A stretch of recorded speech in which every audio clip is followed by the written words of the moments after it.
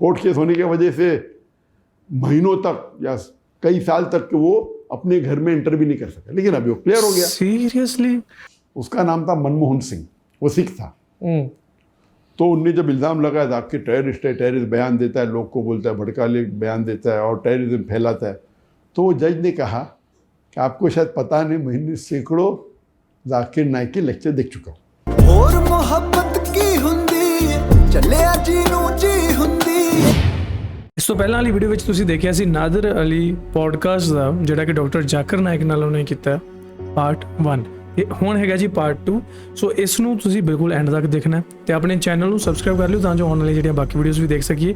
ਤੇ ਇਹ ਇੱਕ ਸੰਜੀਦਾ ਪੋਡਕਾਸਟ ਹੈ, ਇਹਦੇ ਤੇ ਸਾਰਿਆਂ ਦੀ ਰਾਏ ਵੱਖਰੀ ਵੱਖਰੀ ਹੋ ਸਕਦੀ ਹੈ, ਇੰਡੀਅਨਸ ਦੀ ਵੱਖਰੀ, ਪਾਕਿਸਤਾਨੀਆਂ ਦੀ ਵੱਖਰੀ, ਤੇ ਪਾਕਿਸਤਾਨੀਆਂ ਦੇ ਵਿੱਚ ਵੀ ਬਾਕੀ ਲੋਕਾਂ ਦੀ ਵੱਖਰੀ, ਕੁਝ ਲੋਕਾਂ ਦੀ ਵੱਖਰੀ, ਇੰਡੀਆ ਦੇ ਵਿੱਚ ਵੀ ਸੇਮ।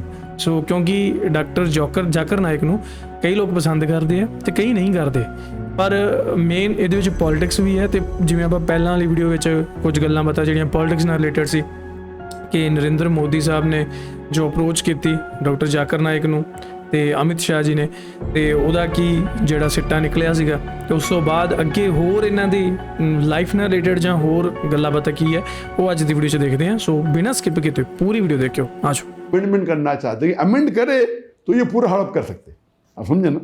तो कुछ मुसलमान गलत है, जो मुतवल्ली है, अपने फ़ायदे के लिए रिश्वत लेते, कम भाव के ऊपर ज़मीन दे देते ऑन रेंट, और कई बार गवर्नमेंट चीप रेंट पे ले देती। आपको शायद पता नहीं होगा, दुनिया का सबसे एक्सपेंसिव घर किधर है? बम्बई में। अंबानी कौन? किसका है? मुकेश अंबानी का। वो $2 बिलियन वर्थ है। कोई बोलता है 1, कौन बोलता है 1.5, $2 बिलियन। मुकेश अंबानी का। मुकेश अंबानी का। बताइए, दुनिया में सबसे एक्सपेंसिव हाउस, जो 27 माले की बिल्डिंग है एंटेलर, उसके ऊपर 3 हेलीपैड है, दुनिया का सबसे एक्सपेंसिव हाउस। उसकी प्रॉपर्टी किसकी है? वक्फ बोर्ड की प्रॉपर्टी। अच्छा, ये मुस्लिम वक्फ थी, लेकिन वक्फ की कोई मुसलमान ने गड़बड़ किया है, रिश्वत है क्या मुझे पता नहीं डिटेल्स उसके ऊपर कोर्ट केस हुआ था।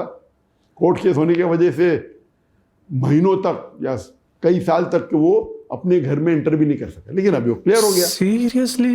अच्छा, man, this is something new. I must say कि शायद ये जो हिंदू हमारे भाई देख रहे होंगे वो शायद डिसएग्री करें इस बात से, ऐसा नहीं है। और नहीं, काफी फेमस ये केस हो गया था। अच्छा, वो अलग बात है कि उसके अंदर मुसलमान की गलती तो होगी, उनने कैसा उनको दिया? वक्फ प्रॉपर्टी तो बेच नहीं सकते, वक्फ है ना। हाँ, वक्फ प्रॉपर्टी आप रेंट कर सकते, ये कर सकते। तो ਓਕੇ ਇਟਸ ਇੱਥੇ ਇੱਕ ਗੱਲ ਮੈਨੂੰ ਸਮਝਣ ਦੀ ਲੋੜ ਹੈ। ਇਹਨਾਂ ਨੇ ਜਿਹੜਾ ਸ਼ਬਦ ਵਕਫ ਪ੍ਰੋਪਰਟੀ ਕੁਝ ਕਿਹਾ, ਮਤਲਬ ਕਿ ਉਹ ਕਿਸੇ ਮਸਜਿਦ ਦੀ ਪ੍ਰੋਪਰਟੀ ਸੀ, ਕਿਸੇ ਮੌਸਕ ਦੀ ਸੀ, ਜਾਂ ਕਿਸੇ ਹਿਸਟੋਰੀਕਲ ਇਨਸੀਡੈਂਟ ਨਾਲ ਰਿਲੇਟਡ ਉਹ ਪ੍ਰੋਪਰਟੀ ਸੀ ਜਿੱਥੇ ਅੱਜ ਮੁਕੇਸ਼ ਅੰਬਾਨੀ ਨੇ ਘਰ ਬਣਾਇਆ। ਉਹ ਮੈਨੂੰ ਮਾੜਾ ਜਿਹਾ ਇੱਥੇ ਐਕਸਪਲੇਨ ਕਰਿਓ ਕਿ ਇਹਦਾ ਮਤਲਬ ਕੀ ਹੈ। ठीक है जी, वैसे जो मैं समझ रहा कि यही मतलब है। इसीलिए मैं कहता हूँ कि कुछ मुसलमान अपने फ़ायदे के लिए कुछ ना कुछ गलत कर देंगे, तो उसको इम्प्रूव करने के लिए आप लॉ में तब्दीली ला सकते। इतनी तब्दीली मत लाओ कि आप पूरा हड़प कर सके। तो उनमें बोला अच्छा हम वापस से चेक करेंगे वक्फ प्रॉपर्टी है, कहने हम गैर मुस्लिम को बनाएंगे उसके कमेटी में।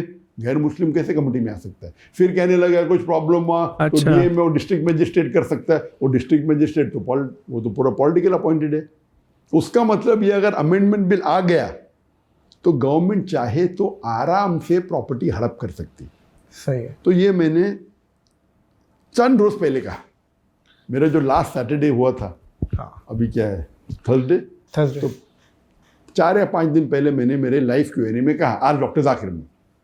तो अभी इंडिया मीडिया में ऑफिस से आ गया, डॉक्टर जाकिर नाइक भड़कीले बयान दे रहा है, मुसलमान को भड़का रहा है इंडियन गवर्नमेंट के खिलाफ। शुरू हो गया। नहीं, वो डॉक्टर साहब जवाब नहीं मिला मुझे कि जब आपने उनको जवाब दे दिया जो इंडियन ऑफिशियल्स आए थे, तो उनका क्या रिएक्शन था? वो फिर उठ के चले गए? नहीं, उस टाइम तो बाद में मेरे कांटेक्ट में थे ना। उधर गए तो एकदम अच्छे से गए, अभी आप अभी ग्रीन सिग्नल देते आप वापस से इंडिया आ सकते। हाँ, मुझे तो उम्मीद थी नहीं, लेकिन मैं मेरे मुल्क के लिए जो भी जायज़ है, India is a great country. Yes, Modi ने अगर कुछ प्रॉब्लम किया तो उनसे इख्तिलाफ हो सकता है, जगह से नहीं है। India is in terms of amongst the non-Muslim countries in the world, one of the best. अच्छा, ਇੱਥੇ ਮੈਂ ਨਾਦਰ ਅਲੀ ਨੂੰ ਐਪਰੀਸ਼ੀਏਟ ਕਰਨਾ ਚਾਹੁੰਦਾ ਕਿਉਂਕਿ ਉਹਨਾਂ ਨੇ ਉਹ ਚੀਜ਼ ਨੂੰ ਐਪਰੀਸ਼ੀਏਟ ਕੀਤਾ ਐਂਡ ਉਹਨਾਂ ਨੇ ਕਿਹਾ ਕਿ ਉਹ ਇੱਕ ਜਿਹੜੇ ਇਖਤਲਾਫ ਆ ਉਹ ਕਿਸੇ ਤੁਹਾਡੇ ਪਰਸਨਲ ਬੰਦੇ ਨਾਲ, ਕਿਸੇ ਪੋਲੀਟੀਕਲ ਲੀਡਰ ਨਾਲ ਹੋ ਸਕਦੇ ਆ, ਪਰ ਜਗ੍ਹਾ ਨਾਲ ਨਹੀਂ। ਦੇ ਮਤਲਬ ਉਹਨੇ ਰਿਸਪੈਕਟ ਸ਼ੋ ਕੀਤੀ ਇੰਡੀਆ ਨੂੰ ਲੈ ਕੇ। I think it's a great step ਕਿ ਤੁਸੀਂ ਜੋ ਸ਼ਾਂਤੀ ਚਾਹੁੰਦੇ ਹੋ, ਪੀਸ ਚਾਹੁੰਦੇ ਹੋ, ਜਿਹੜੀ ਕਿ ਤੁਹਾਨੂੰ ਹਮੇਸ਼ਾ ਸਾਡੀਆਂ ਵੀਡੀਓਜ਼ ਦੇ ਵਿੱਚ ਵੀ ਦੇਖਣ ਨੂੰ ਮਿਲਦੀ ਹੈ। नॉन मुस्लिम कंट्री, मुझसे मुस्लिम कंट्री से भी अच्छा है सही। अल्हम्दुलिल्लाह, वो एक अलग सब्जेक्ट है। अब इंडिया आप नहीं जाएंगे? न अल्लाह चाहा तो क्यों नहीं, अगर अभी मोदी नहीं रहा और जो नेक्स्ट गवर्नमेंट अगर जस्ट रहेंगी तो जरूर जाऊंगा मैं, क्योंकि अभी तक के I have not been convicted. जब इंडियन गवर्नमेंट ने फाइल की मेरे खिलाफ कोर्ट के अंदर, मेरी पूरी प्रॉपर्टी को जब्त कर लिया, तो हमने उनको कोर्ट के अंदर उसके अगेंस्ट पिटिशन फाइल की। तो उसका जज जो था, द चीफ जज ऑफ द ईडी कोर्ट, उसका नाम था मनमोहन सिंह, वो सिख था। तो उनने जब इल्ज़ाम लगाया था कि टेररिस्ट है, टेररिस्ट बयान देता है, लोग को बोलता है, भड़काले बयान देता है और टेररिज्म फैलाता है, तो वो जज ने कहा कि आपको शायद पता नहीं, मैंने सैकड़ों जाकिर नाइक के लेक्चर देख चुका हूँ, आप मुझे एक लेक्चर बताओ उनका, डॉक्टर जाकिर नाइक का, इन कॉन्टेक्स्ट उनने टेररिज्म को प्रमोट किया है, और मैं उनके पूरे प्रॉपर्टी के ऊपर जब्त लगाने का ऑर्डर दे दूंगा। सही। सिर्फ एक, हाँ नहीं लॉयर चुप हो गया। तो उनने कहा कि आपने डॉक्टर जाकिर नाइक के बयान देखे? तो लॉयर बोला नहीं देखा मैंने। तो आपने जब सुने ने उन पे इल्जाम लगा रहे, कम से कम सुनो तो सही। तो हिस्टोरिकल जजमेंट था, तो उसके ऊपर स्टे आ गया। क्या बात है। हाँ, स्टे स्टे आएगा। हम उनको बेच दे सकते, प्रॉपर्टी को रेंट नहीं कर सकते, लेकिन उसके बाद आपको पता है अगर कोई जज okay, I am here, I am happy because ਇਹਨਾਂ ਨੇ ਕਿਹਾ ਕਿ ਉੱਥੇ ਇੱਕ ਸਿੱਖ ਜੱਜ ਸੀਗਾ, ਐਂਡ ਸਿੱਖ ਦਾ ਜੋ ਪਹਿਲਾ ਧਰਮ ਹੀ ਇਹ ਹੁੰਦਾ ਹੈ ਸੱਚਾਈ ਦੀ, ਜੋ ਮਤਲਬ ਪੂਜਾ ਕਰਨੀ, ਸੱਚਾਈ ਨੂੰ ਅੱਗੇ ਰੱਖਣਾ, ਠੀਕ ਹੈ। ਜੇ ਇੱਥੇ ਗਲਤ ਹੁੰਦੇ ਤਾਂ ਉਹਨਾਂ ਨੇ ਫੈਸਲਾ ਇਹਨਾਂ ਦੇ ਖਿਲਾਫ ਹੀ ਕਰਨਾ ਸੀ, ਪਰ ਸਬੂਤਾਂ ਦੇ ਆਧਾਰ ਤੇ ਉਹਨਾਂ ਨੇ ਸੱਚ ਦੀ ਜਿਹੜੀ ਉਹ ਚੀਜ਼ ਕੀਤੀ, ਨਾ ਕਿ ਮਤਲਬ ਪੋਲੀਟੀਸ਼ੀਅਨਸ ਦੀ ਜਾਂ ਸਰਕਾਰ ਦੀ ਮੰਨ ਕੇ, ਹੈ ਨਾ। ਤਾਂ ਦੇਖੋ ਜੀ, ਸਿੱਖਾਂ ਦੇ ਵਿੱਚ ਤਾਂ ਹਮੇਸ਼ਾ ਇਹੀ ਰਿਹਾ, ਜਿਹੜਾ ਖੂਨ ਖੋਲਦਾ ਤਾਂ ਹਮੇਸ਼ਾ ਜ਼ੁਲਮ ਦੇ ਖਿਲਾਫ ਹੀ ਖੋਲਦਾ, ਤੇ ਜੇ ਪਿਆਰ ਕਰਨ ਤੇ ਆਉਂਦੇ ਆ ਤਾਂ ਪਿਆਰ ਵੀ ਮੈਂ ਕਹਿੰਦਾ ਟਰੱਕ ਭਰ ਭਰ ਕੇ ਮਿਲਦਾ। उस टाइम मोदी का काफी पावर, अभी भी है, जुडिशरी है, नहीं जरा ज्यादा, तो जुडिशरी भी डरने लगी। आपने बयान उनके, अगर आपने फैसला उनके हिसाब से नहीं किया, आपको ट्रांसफर कर लेते याद में, कुछ भी कर सकते बहुत, ये अभी कम हो गया। तो ये जो आप बोल रहे मोदी का जो पावर है अभी, ये अमेंडमेंट बिल क्या हो गया, जब उनने टेबल किया, ऑपोजिशन ने ऑब्जेक्शन लिया, तो parliament had to put it to a judiciary parliament, आप समझे ना। और बोले जिसको ऑब्जेक्शन है 13 सितंबर इज डेडलाइन, 13 सितंबर तक जो मुसलमान को बिल पे ऑब्जेक्शन करो, तो ये जुडिशरी पैनल हो गया। तो मैंने मेरे बयान में क्या और एक पोस्ट किया, क्या अभी मुसलमान को जागना चाहिए। अगर एक मस्जिद हमारी बाबरी मस्जिद गई तो इतना हल्ला गुल्ला हुआ, ठीक है, हाथ से निकल गई। अगर ये अमेंडमेंट बिल पास हो गया तो हज़ारों मस्जिद जाएंगी, क्योंकि ये वक्फ प्रॉपर्टी, जैसा मैंने कहा, 3800 स्क्वायर किलोमीटर से ज़्यादा है। इट इज़ 9.5 लाख तकरीबन एकड़ लैंड है। इसके अंदर हज़ारों मस्जिद है, लाखों होंगी, हज़ारों कब्रिस्तान है, मदरसा है, प्रॉपर्टीज़ है, आराम से हाथ से जा सकती है, हम कुछ नहीं कर सकते। तो मैंने कहा मुसलमानों से, अगर आप नहीं जागेंगे आज, अल्लाह आपको दोषी ठहराएगा, आपको और हमको। बेशक, ये हमारा फर्ज है। अगर हमारे बाप दादा ने, परदादा ने वक्फ किया है तो हमारे बेहतरी के लिए, और हम सो रहे हैं, हम इसके रिस्पॉन्सिबल है। तो मैंने कहा आप जाके ऑब्जेक्शन रेज करो। और अगर 2.5% मुसलमान भी, हमारी आबादी 210 मिलियन है, 210 मिलियन है, 21 crore according to PW report and Indian report, अगर 2.5% भी, अगर 50 लाख भी ऑब्जेक्शन किए, 2.5% सिर्फ, तो ये बिल रुक जाएगा। तो क्योंकि मैं मुसलमानों को कह रहा था ऑब्जेक्शन लो, तो ये गोदी मीडिया को आप देखेंगे अभी शुरू हो गया। मैं कल परसों देख रहा था, oh doctor Zakir Naik is inciting hate. What inciting hate?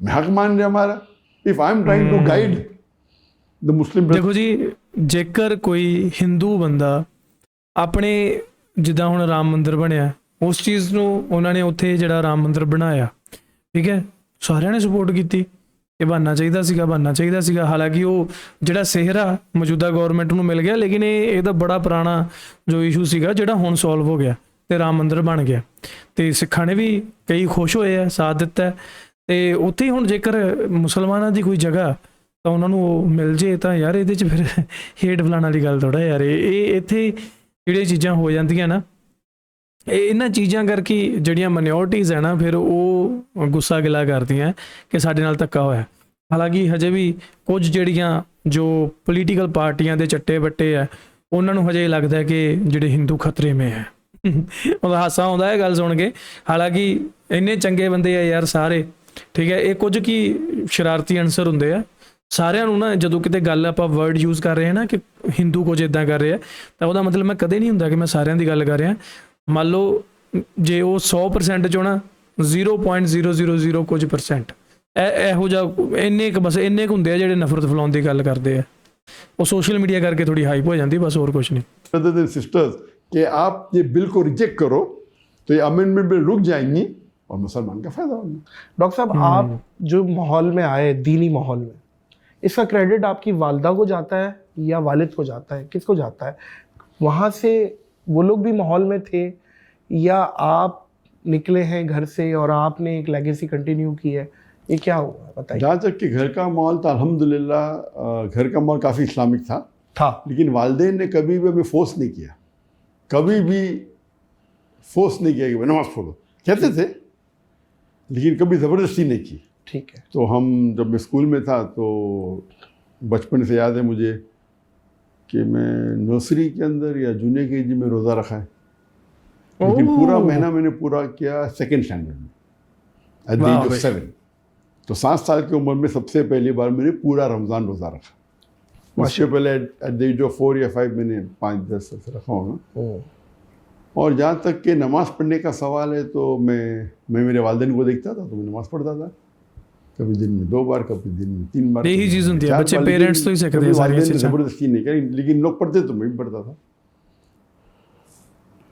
Standard 7 या 8 के अंदर है जब मेरे वालिदैन की एक सहेली थी जिसने मुझे कहा कि बेटा आप जब नमाज़ पढ़ते तो 5 टाइम पढ़ते कभी कभी पढ़ता हूँ कभी 3 बार कभी 4 बार कभी 5 बार।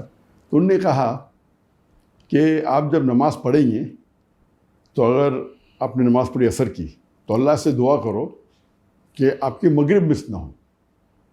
मगरिब की नमाज़ पढ़ेंगे तो नमाज के बाद दुआ करो कि ईशा मिस ना हो। ईशा की जब नमाज़ पढ़ेंगे दुआ करो कि फजर मिस ना हो और फजर के बाद दुआ करो कि जोहर मिस ना हो जोहर के बाद असर मिस ना हो। ये 40 दिन तक की अगर उसके बाद आपको अगर जितने बार पढ़ने का पढ़ो तो मैंने कहा अच्छा इंशाल्लाह 40 दिन तो पूरे करूँगा मैं 40 दिन करने में क्या है। वाह। तो उस टाइम से अल्हम्दुलिल्लाह कहते हैं 40 दिन अगर आप नमाज को नहीं छोड़ोगे ना तो फिर 40 दिन के बाद नमाज आपको नहीं छोड़ेगी नमाज पकड़ लेगी। क्या ये एक आदत होती है बन जाती है। तो 7वीं में था मैं तकरीबन अप्रॉक्सीमेटली उस टाइम से माशाल्लाह 5 टाइम की नमाज।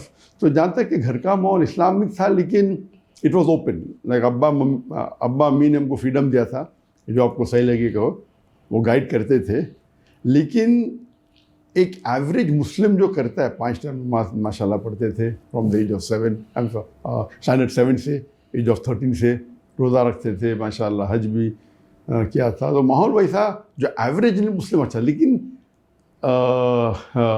दावती मिजाज नहीं था मेरी ज़िंदगी में। मैं 1987 में जब मैं मेडिकल कॉलेज में 2nd ईयर में था तो उस वक्त मैंने शेख अहमद ईदा से मुलाकात की। वाह। तो मेरे वालिद का शौक़ था माशाल्लाह वो कई उलमा से हमेशा रब्ता में रहते थे और उनका मिजाज था कि ओपन माइंडेड थे चाहे जमात इस्लामी हो चाहे देवबंदी हो चाहे बरेली हो चाहे अहले हदीस हो चाहे सलफ़ी हो। वाह। मुख्तलिफ इख्तलाफे राय रखते थे लेकिन एक तरीके से मतलब सारे भाई ने वो माशाल्लाह मेरे वालिद का ज़रा अलग ही मिजाज था। ठीक है आपको सही लगता है करो मुझे सही लगता है तो वो कभी बहस में नहीं पढ़ते थे और वो अल्हम्दुलिल्लाह कि भाई हाँ मैं 5 टाइम नमाज़ पढ़ो ये करो सही। तो अहमद दीदा साहब आए थे बम्बई में 1987 में। सही। तो उन्होंने मुझे कहा कि मिलने आते उस टाइम मैंने एक आध कैसेट देखा तो मतलब क्या मिलने का लेकिन वालिद ने कहा इसलिए मैंने गया मिलने के लिए। और जब मिलने गया मेरे भाई के साथ तो मेरे भाई ने कहा कि आपका लेक्चर रखते कल तो उन्होंने बोले अभी रात का टाइम है, कल रात को मैं जा रहा हूँ, हार्डली 20 घंटा कैसा रखेंगे आप? अच्छा ठीक है।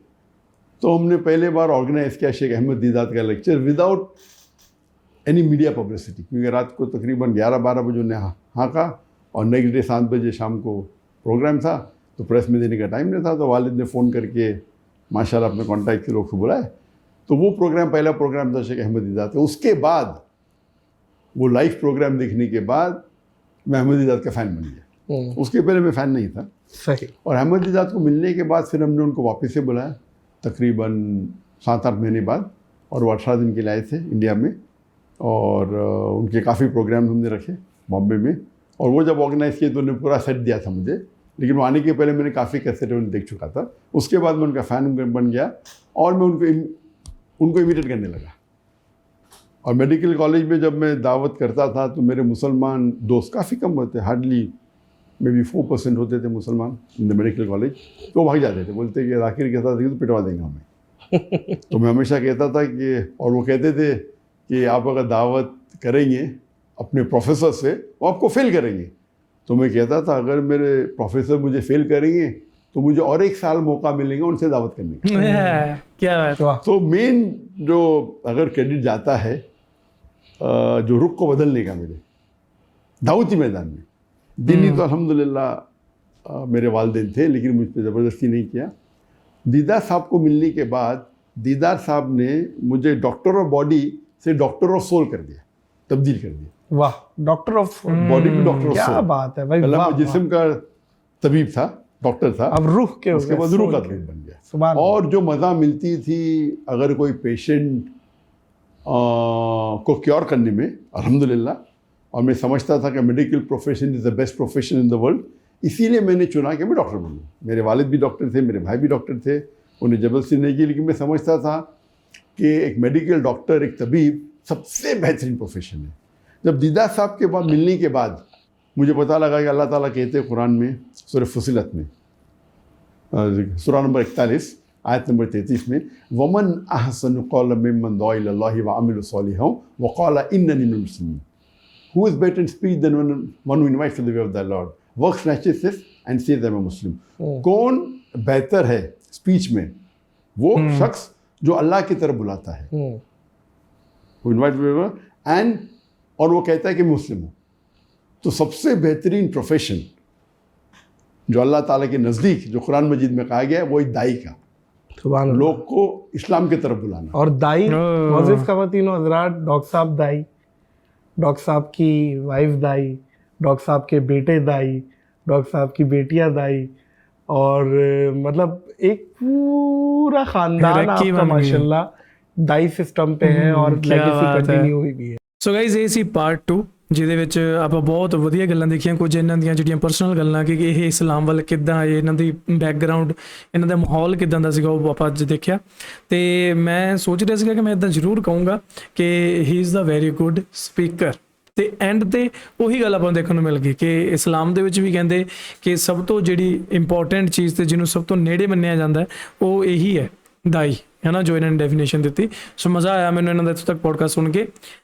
ਨੈਕਸਟ ਪਾਰਟ ਦੇ ਲਈ ਮੈਨੂੰ ਥੱਲੇ ਕਮੈਂਟ ਕਰਕੇ ਜ਼ਰੂਰ ਦੱਸਿਓ, and never miss any part of doctor Zakir Naik's podcast, ਕਿਉਂਕਿ ਐਕਸਕਲੂਸਿਵ ਹੈ। ਮੇਰੇ ਖਿਆਲ ਪਹਿਲੀ ਵਾਰੀ ਇਹਨਾਂ ਨੇ ਕੋਈ ਪੋਡਕਾਸਟ ਕੀਤਾ ਜਿਹਦੇ ਵਿੱਚ ਕਾਫੀ ਸਾਰੇ ਡਾਊਟਸ ਲੋਕਾਂ ਦੇ ਕਲੀਅਰ ਹੋਏ, ਤੇ ਬਾਕੀ ਹਜੇ ਅੱਗੇ ਕਾਫੀ ਸਾਰਾ ਪੋਡਕਾਸਟ ਪਿਆ, ਸੋ ਮੇ ਬੀ 2 ਜਾਂ 3 ਪਾਰਟਸ ਵਿੱਚ ਕਵਰ ਹੋਏਗਾ। ਸੋ ਜ਼ਰੂਰ ਦੇਖਿਓ, ਤੇ ਜਾਣ ਤੋਂ ਪਹਿਲਾਂ make sure you hit that subscribe.